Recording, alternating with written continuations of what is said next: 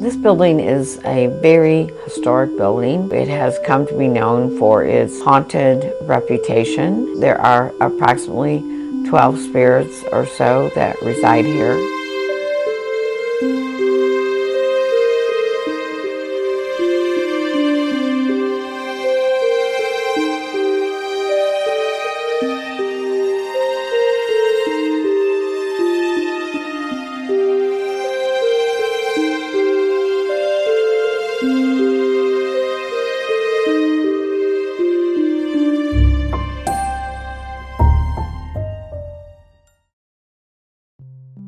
Henry Guest McPike had this house built in 1869. It took 2 to 3 years to be built. Lucas Pfeifenberger was the architect, and so he and his sons built it. It was really a country estate at that time. City limits only went up to 18th Street, so it originally had 15 to 23 acres here. It was called Mount Lookout Park, which is how it's registered in the National Register as Mount Lookout. So it was a very beautiful plot of land. He had orchards here and vineyards and many rare trees, shrubs, flowers. Henry was a horticulturist, a charter member of the Horticultural Society in the state of Illinois.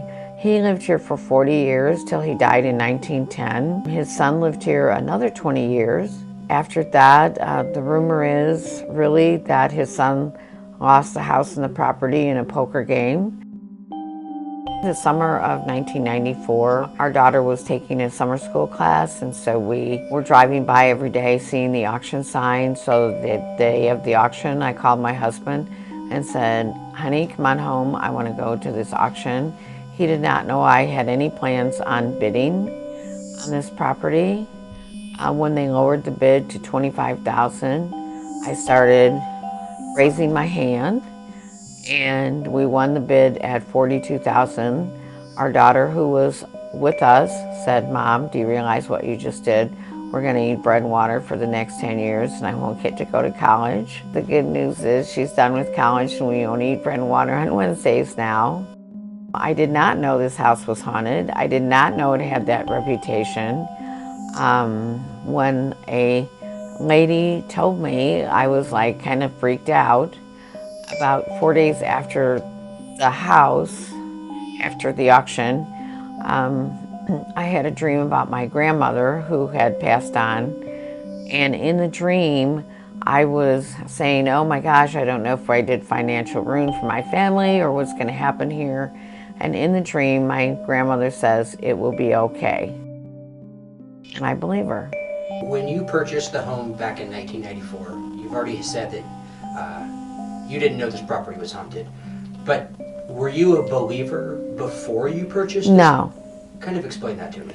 No, well, I was raised in the Baptist church in Chicago, but I never even really thought about spirits per se. I mean, I heard things from missionaries who had been in other countries or things like that, but I never thought about the paranormal at all, really, till I got involved with this house.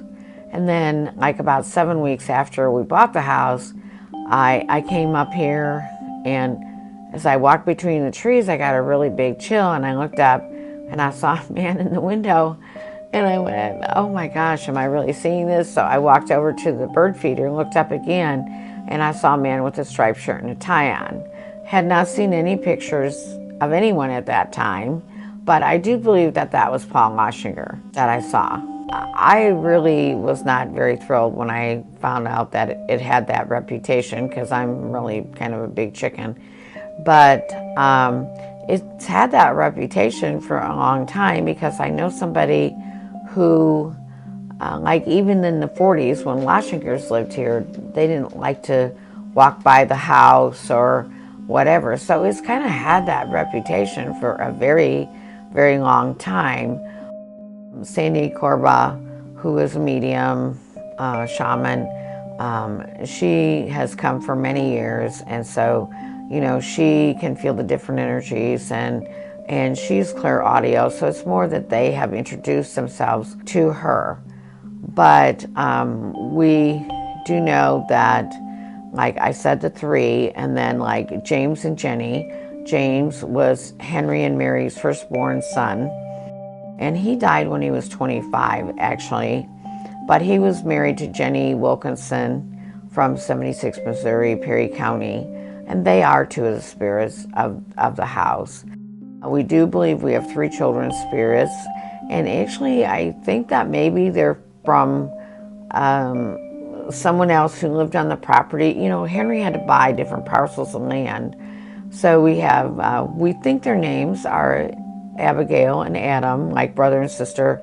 And then Zach, we do have a picture of a little African-American boy in the window. Lydia, his mom, always likes to be introduced. Like if somebody comes in the front door, she kind of hangs out right in there. And she's a very, very strong spirit. She likes to be introduced. Like I would say, Lydia, this is Michael from Indiana, and he's here to do some good things for the house.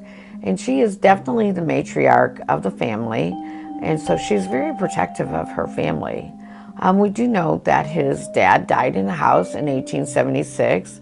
I do believe he's one of the spirits of the house. Paul and Shuggy, who again were here at the end, I do believe that they're still around here. We also have a spirit that we believe was probably like a maintenance person or helped in that manner, you know, and Sarah, we think, was a personal attendant. And we do know that Mary's mom, Eliza, we know she died in the house in 1876. Those are all in the newspaper, really. Mary never really lived here because she died in 1867, but we do believe she is definitely one of the spirits here. First of all, just kind of we don't allow Ouija boards because that's very low magic and we don't do that.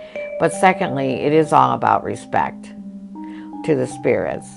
And if you are not respectful to them, they will tell you to leave. They will tell you to get out. Henry will say, get out.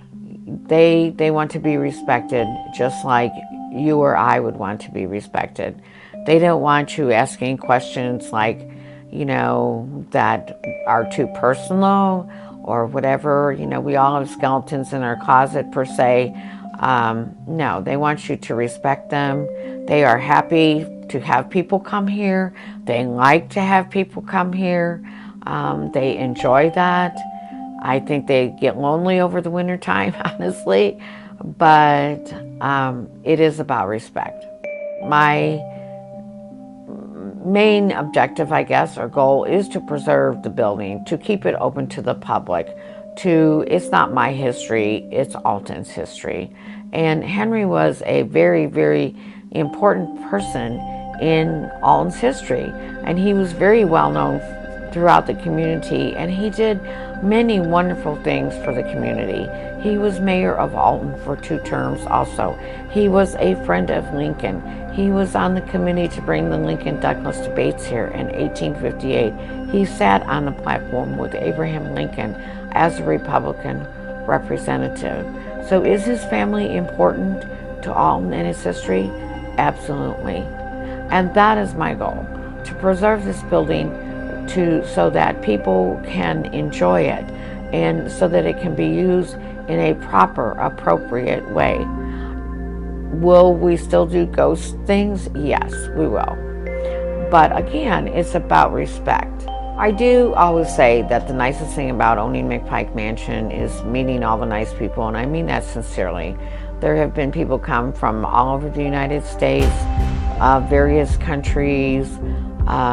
So I am really proud of that, and I think George and I are proud owners to be, in essence, representing Henry Guest McPike and his family and telling his story and how that this house occurred.